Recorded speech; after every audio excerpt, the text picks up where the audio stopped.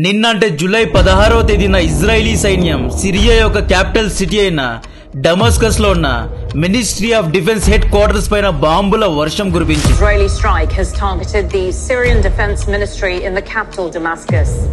Here's the moment of explosion that sent smoke billowing into the city. ప్రస్తుతం సిరియాలో అబూ మొహమ్మద్ అల్ జులానీ యొక్క ప్రభుత్వం ఉంది. మీకు ఇక్కడ ఒక డౌట్ వచ్చి ఉండాలి. ఇదే ఇయర్ మే 14th రోజు డొనాల్డ్ ట్రంప్ జులానీను సౌదీ అరేబియాలో జరిగిన జీసీసీ సమావేశంలో కలిశాడు కదా. అల్ జులానీను tough, young and attractive leader అని ట్రంప్ మెచ్చుకున్నాడు. ఇప్పుడు అమెరికా మిత్రదేశమైన ఇజ్రాయెల్ ఎందుకని జులానీ యొక్క సైన్యం పైన దాడులు చేస్తోంది అనే డౌట్స్ మీకు వచ్చి ఉండాలి. ఈ వీడియోలో క్లియర్ గా అన్ని విషయాలు మ్యాప్స్ ద్వారా ఎక్స్ప్లెయిన్ చేస్తా. ఈ దాడుల ద్వారా ఇజ్రాయెల్ టర్కీను కూర్చోబెట్టింది. టర్కీ సిరియా ద్వారా చేస్తున్న పత్యాపారానికి ఇజ్రాయెల్ చెక్ పెట్టింది. ఆపరేషన్ సింధూర్ యుద్ధంలో టర్కీ పాకిస్తాన్ కు సపోర్ట్ చేసి సిరియాలో జులానీకు సపోర్ట్ చేసి ఇస్లామిక్ సామ్రాజ్యానికి రారాజు అవ్వాలని చూస్తోంది. నిన్న ఇజ్రాయెల్ టర్కీ స్థాయిని గుర్తు చేసింది. నిన్న ఇజ్రాయెల్ దాడి చేసిన హెచ్టిఎస్ గ్యాంగ్ మెంబర్స్ అందరూ ఎర్దోగాన్ తొత్తులే. ఇజ్రాయెల్ దెబ్బకు వీరందరూ పారిపోయి డాడీ టర్కీకు కంప్లైంట్ ఇచ్చారు. వీడియోను రెస్ట్రిక్ట్ చేసే అవకాశాలు చాలా ఎక్కువగా ఉన్నాయి కాబట్టి రీచ్ కోసం వీడియోను లైక్ చేయండి. ఏప్రిల్ 2025లో 24 ఏళ్లు సిరియాను పాలించిన బషర్ అల్ అసద్ ను జులానియన్ గ్యాంగ్ ఓడించింది. ప్రస్తుతం అల్ జులానీ మ్యాప్ లో కనిపిస్తున్న అలెప్పో, డమస్కస్, హోమ్స్, హామా, ఇడ్లిబ్ వంటి పెద్ద పెద్ద నగరాలను పాలిస్తున్నాడు. అంటే నార్థన్ సిరియా ఏరియా మొత్తం జులానీ కంట్రోల్లో ఉంది అన్నమాట. ఇక్కడ జులానీకు హుసేన్ అల్ షరా అనే పేరు కూడా ఉంది. కన్ఫ్యూజ్ కావద్దు. అల్ షరా, అల్ షర్, జులానీ అందరూ ఒకరే అన్నమాట. అయితే ఈ కింద స్వేదా అనే ఏరియాలో జులానీ యొక్క కంట్రోల్ లేదు. ముఖ్యంగా సౌతర్న్ సిరియాలో జులానీ యొక్క కంట్రోల్ ఎక్కువగా లేదు. ఈ స్వీదా అనే ఏరియాలో ఎక్కువగా డ్రూజ్ జాతికి చెందిన ప్రజలు ఉంటారు. వీళ్ళ సంఖ్య దాదాపు 7 లక్షలు ఉంటుంది. ఈ డ్రూజ్ జాతి వారు 11th సెంచరీలో ఇస్లాంలో కన్వర్ట్ అయ్యారు. కానీ వీళ్ళలో చాలా మంది తమను తాము ముస్లింగా గుర్తించరు. వీళ్ళ కల్చర్ అండ్ బిలీఫ్ సిస్టమ్ చాలా డిఫరెంట్ గా ఉంటుంది. అండ్ వీళ్ళు పునర్జన్మను నమ్ముతారు. ఇస్లాంలో పునర్జన్మ అనే కాన్సెప్ట్ లేదు. బేసికలీ హిందూయిజం, బుద్ధిజంలోనే పునర్జన్మ అనే కాన్సెప్ట్ ఉంది అనమాట. సో ఈ Druze actually slightly related to Shia Muslim అనమాట.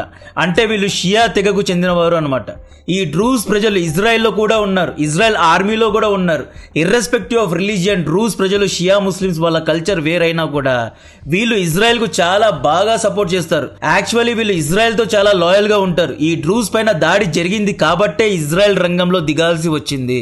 జూలై 11వ తేదీన స్వేదా నుండి డమస్కస్ కు వెళ్లే హైవేలో ఒక డ్రూజ్ డ్రైవర్ కు బిదాయిన్ ట్రైబ్స్ కు మధ్య గొడవ జరిగింది. డ్రూజ్ జాతికి చెందిన డ్రైవర్ ఎవరు? ఈయన షియా ముస్లిం. బిదాయిన్లు ఎవరు? వీళ్ళు సున్నీ ముస్లిమ్స్ అనమాట. కల్చరలీ ఇద్దరి మధ్య డిఫరెన్స్ ఉంది. గత 40 ఏళ్ల నుండి డ్రూజ్ ప్రజలు ఏం చేశారు అంటే తమ రాజ్యంలో అసద్ యొక్క షియా సైనికుల్ని గాని సున్నీ తిరుగుబాటుదారులను గాని ఎవరినే గాని ఎంకరేజ్ చేయలేదు అనమాట. అంటే స్వేద రాజ్యంలో మీరు ఉగ్రవాదం చేయొద్దు, మమ్మల్ని దూరంగా పెట్టండి అన్నట్లే వీళ్ళు చాలా న్యూట్రల్ గా ఉండేవారు. అండ్ వీళ్ళు ఇజ్రాయెల్ కే కొంచెం సపోర్ట్ చేసేవారు అనమాట. సో బుదాయిన్ గ్యాంగ్ డ్రూజ్ డ్రైవర్ తో గొడవ పడ్డారంట. డబ్బులు రాబరీ జరిగింది. ఈ పరస్పర దాడుల్లో గ్యాంగ్ వార్స్ జరిగాయి. డ్రూజ్ గ్యాంగ్ బిదాయిన్ గ్యాంగ్స్ తో గొడవ పడింది. స్ట్రీట్ ఫైట్స్ జరిగాయి. ఈ దాడుల్లో 12 మంది చనిపోయారు. ఈ పంచాయతీలో అల్ జులానీ దూకారు అనమాట. సో అల్ జులానీ సైనికులు కమ్ సున్నీ ముస్లిం గ్రూప్ అయిన Hayat Tahrir al Sham group members అందరూ పైనున్న నార్థన్ సిరియా నుండి సౌతర్న్ సిరియాలో ఉన్న స్వేదా ఏరియాలో దిగారు. డ్రూజ్ జాతి వారి పైన దాడులు చేయడం మొదలు పెట్టారు. బిదాయిన్ కు సపోర్ట్ చేయడం మొదలు పెట్టారు. ఎందుకంటే హెచ్టిఎస్ కూడా సున్నీ గ్రూపే అండ్ బిదాయిన్ గ్రూప్ కూడా సున్నీ గ్రూపే. కాబట్టి వీళ్ళు షియా తెగకు చెందిన ఒక అతి చిన్న గ్రూప్ అయిన డ్రూజ్ జాతి ప్రజలపైన దాడులు చేయడం మొదలు పెట్టారు. గేమ్ మొత్తం షియా అండ్ సున్నీ మధ్యనే ఉంటుంది. జాగ్రత్తగా గమనించండి. డ్రూజ్ ప్రజలు కూడా గట్టిగా తిరగబడ్డారు. ఈ పరస్పర దాడుల్లో 200 మంది చనిపోయారు. సో డ్రూజ్ ప్రజల కోసమే ఇజ్రాయెల్ రంగంలో దిగాల్సి వచ్చింది. ఎందుకు అంటే 1967లో ఇజ్రాయెల్ డ్రూజ్ ప్రజల కోసం మేమున్నాము అనే ప్రామిస్ చేసింది. ఈ ప్రామిస్ ను నిలబెట్టడానికే ఇజ్రాయెల్ స్వేదాలో దాడులు చేసింది. అల్ జులానీ సైన్యాన్ని తరిమి కొట్టింది. ఇజ్రాయెల్ భయం ఏంటి అంటే ఇజ్రాయెల్ ఎందుకు ఇంత వైలెంట్ గా రియాక్ట్ అవ్వాల్సి వచ్చింది, డమస్కస్ పైన దాడి ఎందుకు చేయాల్సి వచ్చింది అంటే దీని వెనక స్ట్రాటజిక్ రీజన్ కూడా ఉంది. ఈ మ్యాప్ చూడండి. ఇది ఇజ్రాయెల్, ఇది సిరియా. ఇక్కడ గోలాన్ హైట్స్ ఉంది. 1967 6 డే వార్ లో ఇజ్రాయెల్ గోలాన్ హైట్స్ ను యుద్ధంలో గెలుచుకుంది. ఈ గోలాన్ హైట్స్ లో డ్రూజ్ ప్రజలు అప్పట్లోనే ఉండేవారు. సో ఆటోమేటిక్ గా ఈ డ్రూస్ ప్రజలు కూడా ఇజ్రాయెల్లో కలిసిపోయారు అనమాట. సిరియాలో ఉన్న డ్రూస్ ప్రజల రిలేటివ్స్ ఇజ్రాయెల్లో ఉంటే, ఇజ్రాయెల్లో ఉన్న డ్రూస్ ప్రజల రిలేటివ్స్ స్వేదాలో అంటే సిరియాలో ఉన్నారు అనమాట. అల్ జులానీ గ్యాంగ్ మొత్తం ప్రస్తుతం నార్థన్ సిరియా యొక్క హామా, హోమ్స్, డమస్కస్, అలెపో, ఇడ్లిబ్ ఇక్కడే ఎక్కువగా ఉన్నారు. ఇప్పుడు వీళ్ళు సదరన్ సిరియాలో వచ్చి డ్రూస్ ప్రజలను చంపేసి సదరన్ సిరియాను ఆక్రమించారు అనుకోండి, వీళ్ళు ఇజ్రాయెల్ కు రేపు థ్రెట్ అవ్వగలరు. సదరన్ సిరియా ద్వారా ఇజ్రాయెల్ పైన వీళ్ళు మిజైల్ దాడులు కూడా చేయొచ్చు. సో ఈ విధంగా తన బార్డర్స్ లో ఎవరే గాని శత్రువులు ఉండొద్దు అని చెప్పి ఇజ్రాయెల్ హెచ్డిఎస్ గ్యాంగ్ పైన దాడి చేసింది. ముందు జాగ్రత్త చర్యగా ఇజ్రాయెల్ దాడి చేసింది అన్నమాట. హెచ్డిఎస్ లీడర్ అల్ జులానీ పాస్ట్ అందరికీ తెలుసు. ఇతని చరిత్ర రక్తంతో రాయబడింది. ఇతను ఒకప్పుడు అల్ ఖైదాలో పనిచేశాడు. అల్ నుస్రా అనే ఒక అల్ ఖైదా అఫిలియేటెడ్ సంస్థకు లీడర్ అయ్యాడు. అల్ ఖైదాతో తెగదెంపులు చేసుకుని హయా తెహ్రీర్ అల్ షామ్ అనే ఇంకొక సున్నీ గ్రూప్ ను స్థాపించాడు. 2011 నుండి ఇరాన్ బ్యాక్ చేసిన బషర్ అల్ అసద్ ను ఓడించడానికి ఎన్నో తిరుగుబాట్లు అల్ జులానీ చేశాడు. ఫైనలీ 2025 ఏప్రిల్లో బషర్ అల్ అసద్ ను ఓడించాడు. ఇతను రేపు మారిపోవచ్చు.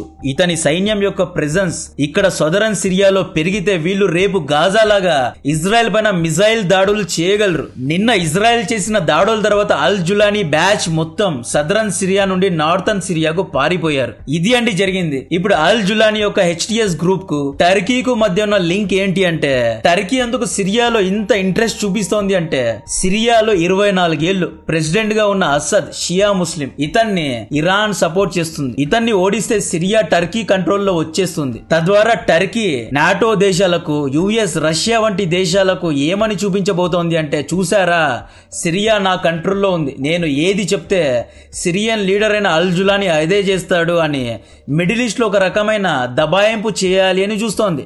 టర్కీ ప్లాన్ ఏంటి అంటే ఇస్లామిక్ దేశాల్లో ఇన్ఫ్లుయెన్స్ ను పెంచుకోవాలి అని చూస్తోంది. ఆల్రెడీ మిడిల్ ఈస్ట్ లో సౌదీ అరేబియా, ఇరాన్ ఇద్దరు హీరోలు ఉన్నారు. మన దరిద్రానికి ఇప్పుడు టర్కీ కూడా నేను కూడా హీరో అవ్వాలి అని చూస్తోంది.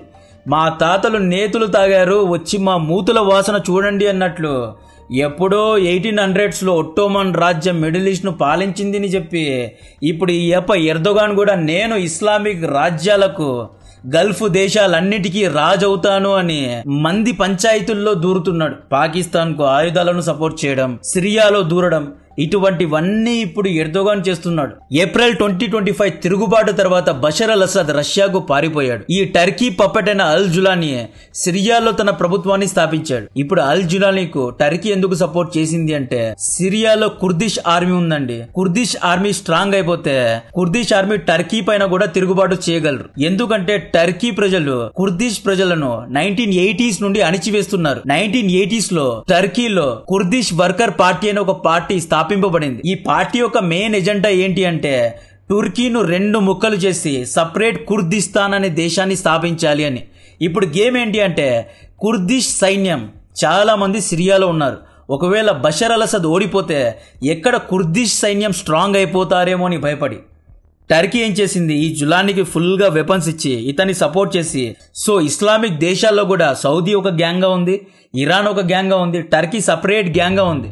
వీళ్ళలోనే 3 ఫ్యాక్షన్స్ ఉన్నాయి. సో ఈ విధంగా ఇజ్రాయెల్ ఈ అల్ జులానీ అండ్ గ్యాంగ్ ను తరిమి కొట్టి టర్కీకి కూడా వార్నింగ్ ఇచ్చింది. ఏమని వార్నింగ్ ఇచ్చింది అంటే, టర్కీ నువ్వేమనుకుంటున్నావు, సిరియాలో నీ ఆధిపత్యం ఉంది అనుకుంటున్నావు, కానీ మేము తలుచుకుంటే నీ డమస్కస్ లో నీ అల్ జులానీ గ్యాంగ్ మెంబర్స్ అందరినీ చంపగలము. మేము తలుచుకుంటే రేపు కూడా డమస్కస్, అలెప్పో పైన బాంబుల వర్షం కురిపించగలము. ఇక్కడ నీ దబాయింపు ఏమీ లేదు, నువ్వు దయచేసి పక్కకు తప్పుకో అన్నట్లు ఇజ్రాయెల్ టర్కీకి వార్నింగ్ ఇచ్చింది. సో ఈ విధంగా టర్కీ వెనక్కి తగ్గింది. ఇప్పుడు టర్కీ ఏ ముఖం పెట్టుకొని యుఎస్ఏ, నాటో లేదా రష్యా దగ్గరకు వెళ్ళి సిరియా మొత్తం నా కంట్రోల్లో ఉంది, మీకు ఏమైనా హెల్ప్ కావాలంటే నన్ను అడగండి అని లీవరేజ్ తీసుకోవడానికి లేదా పెద్దన్న తత్వం చూపించడానికి ట్రై చేయదు అన్నమాట. సో ఈ విధంగా ఇజ్రాయెల్ ఒకే దెబ్బలో డ్రూస్ ప్రజలను సంతోషపెట్టింది. అల్ జులానీను సదరన్ సిరియా నుండి తరిమికొట్టి తన బార్డర్స్ ను సెక్యూర్ చేసుకుంది. అండ్ టర్కీకి కూడా సరిగ్గా సమాధానం ఇచ్చింది. ఇజ్రాయెల్ యొక్క భయం ఏంటి అంటే, ఇజ్రాయెల్ యొక్క గోలాన్ హైట్స్ చూసారా, ఇది ఎగ్జాక్ట్ గా సిరియన్ బార్డర్ దగ్గర ఉంటుంది, అంటే సదరన్ సిరియాలో ఉంటుంది. ఒకవేళ సదరన్ సిరియా మొత్తంలో ఈ బ్యాచ్ అందరూ వచ్చేసారనుకోండి, వీళ్ళందరి పాస్ట్ ఏంటి, వీళ్ళు అల్ ఖైదా బ్యాచ్, అబూ బకర్ అల్ బగ్దాది శిష్యులు. వీళ్ళందరూ ఐడియాలజికల్లీ ఇజ్రాయెల్ అన్న యూదులన్నా చాలా అగేన్స్ట్ గా ఉంటారు. వీళ్ళు ఎంత మారినా, వెస్టర్న్ దుస్తులు వేసుకున్నా, సూటు బూటు వేసుకున్నా, డొనాల్డ్ ట్రంప్ ను కలిసినా కూడా, లేదా వెస్టర్న్ జర్నలిస్టులు పిలిచి ఇంటర్వ్యూస్ ఇచ్చినా, ఏం చేసినా కూడా బ్యాక్ ఆఫ్ ద మైండ్ లో వీడి ఐడియాలజీ ఏంటి అంటే యూదుల్ని నాశనం చేయాలి అనే ఐడియాలజీ ఉంటుంది. కాబట్టే ఇజ్రాయెల్ వీళ్ళను నమ్మదు. ఇజ్రాయెల్ భయం ఏంటి అంటే, ఈ అల్ జులానీ ఇప్పుడు మారినట్లే కనిపిస్తున్నాడు. మేబీ తను ఒక ఏజెంట్ అయి ఉండొచ్చు. ఒక 10 ఏళ్ల తర్వాత అల్ జులానీ ఇజ్రాయెల్ పైన దాడి చేయగలడు. ఎందుకంటే గాజాలో ఉన్న హమాస్ ఒకప్పుడు ఎలా ఉండేవారు అంటే ఇజ్రాయెల్ తో జిగ్రీల్ లాగా ఉండేవారు. యెహియా సిన్వర్ తెలుసు కదా, హమాస్ యొక్క మెయిన్ మిలిటరీ లీడర్ యెహియా సిన్వర్. అంటే అక్టోబర్ 7th కు కర్త కర్మక్రియ యెహియా సిన్వర్ ఒకప్పుడు ఇజ్రాయెల్ జైల్లో ఉన్నవాడు. ఇజ్రాయెల్ యెహియా సిన్వర్ కు బ్రెయిన్ ట్యూమర్ అంటే బ్రెయిన్ క్యాన్సర్ ఆపరేషన్ కూడా చేసింది. ఒకప్పుడు యెహియా సిన్వర్ ఇజ్రాయెల్ చెప్పిందే వినేవాడు, అమెరికా చెప్పిందే వినేవాడు. యెహియా సిన్వర్ ద్వారా ఇజ్రాయెల్ ఎన్నో చేయాలి అనుకుంది. కానీ 2023లో సడన్ గా ఇతను తన అసలు రూపాన్ని బయటపెట్టాడు, ఇజ్రాయెల్ పైనే దాడి చేశాడు. ఇప్పుడు మళ్ళీ అల్ జులానీ సిరియాలో మెల్లిగా గ్రో అవుతున్నాడు. ఇతని ఆర్మీ కూడా స్లోగా పవర్ఫుల్ అవుతోంది. వీళ్ళు ఇంకా స్ట్రాంగ్ గా అయిన తర్వాత, సిరియా మొత్తంలో వీళ్ళ యొక్క ప్రెజెన్స్ ఇంకా పెరిగిన తర్వాత, వీళ్ళు ఇజ్రాయెల్లో ఇంకొక అక్టోబర్ 7th లాంటి అటాక్ చేయగలరు. కాబట్టే ఇజ్రాయెల్ తన కార్డ్స్ ను తాను ప్లే చేస్తోంది. ఇంకొక ముఖ్య విషయం ఏంటి అంటే, సిరియాలో టర్కీ గనుక దూరిందనుకోండి, టర్కీ గురించి తెలుసు కదా, 1300 లేదా 1400 నుండి దాదాపు 1900, దాదాపు 500 to 600 ఇయర్స్ ఒట్టోమన్ సామ్రాజ్యం మిడిల్ ఈస్ట్ మొత్తాన్ని, ఈవెన్ యూరోప్ లోని చాలా దేశాలను ఆక్రమించి పాలించింది. వీళ్ళ యొక్క రాజకీయం చాలా అంటే చాలా కుట్రపూరితంగా ఉంటుంది. వీళ్ళు ఎవరిని నమ్మరు. టర్క్ ముస్లిమ్స్ అనేవారు సున్నీ షియాల కంటే చాలా అంటే చాలా డేంజరస్ గా ఉంటారు. సో టర్కీ గుంటనక్క దేశం. దీంతో చాలా జాగ్రత్తగా ఉండాలి అని చెప్పే ఇజ్రాయెల్ నిన్న ఒక రేంజ్ లో అటాక్ చేసింది అన్నమాట. కంటెంట్ నచ్చితే వీడియోను లైక్ చేయండి, ఛానల్ ను సబ్స్క్రైబ్ చేసి అందరికీ షేర్ చేయండి. జై హింద్.